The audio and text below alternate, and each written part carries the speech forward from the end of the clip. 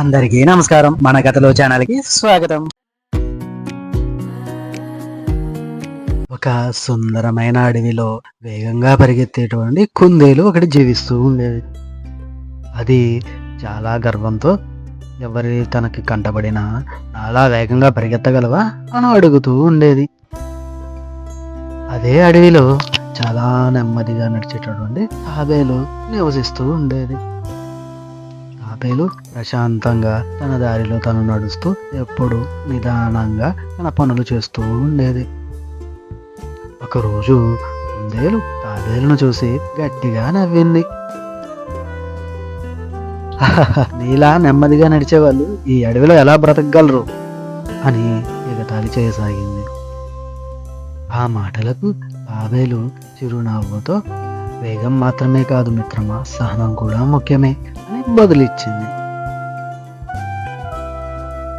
కుందేలు అయితే మనిద్దరం ఒక పోటీ పెట్టుకుందామా అంటూ తాబేలును రెచ్చగొట్టసాగింది.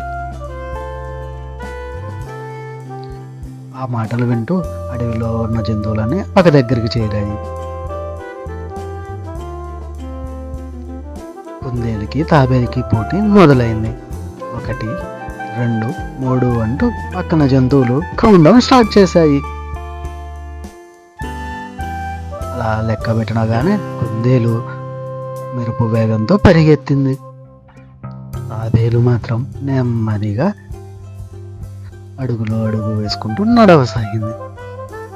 కొంత దూరం వెళ్ళిన తర్వాత కుందేలు వెనక్కి చూసింది.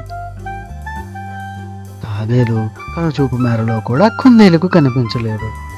అయ్యో, తాబేలు ఇంకా చాలా దూరంలో ఉంది, నేను కొంచెం విశ్రాంతి తీసుకుంటే ఏమవుతుందిలే అంటూ ఒక చెట్టు నీడలో పడుకొని నిద్రించసాగింది.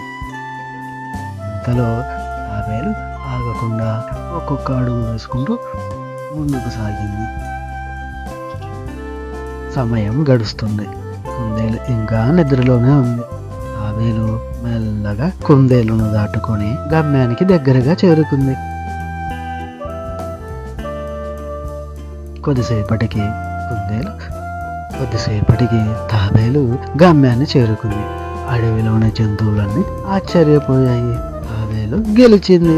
ఇప్పుడు కుందేలు మేల్కొని పరిగెత్తింది, కానీ అప్పటికే ఆలస్యమైంది. తాబేలు చిరునవ్వుతో నిలబడి ఉంది.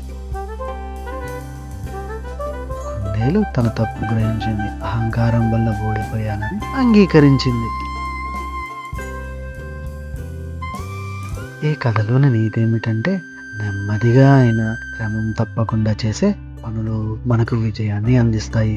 అహంకారంతో కూడిన గర్వం మనల్ని ఎప్పుడూ ఓడిస్తుంది. కాబట్టి సహనంతో, ఓపికతో మన పనులు క్రమం తప్పకుండా చేస్తే విజయం అందుకోవచ్చు.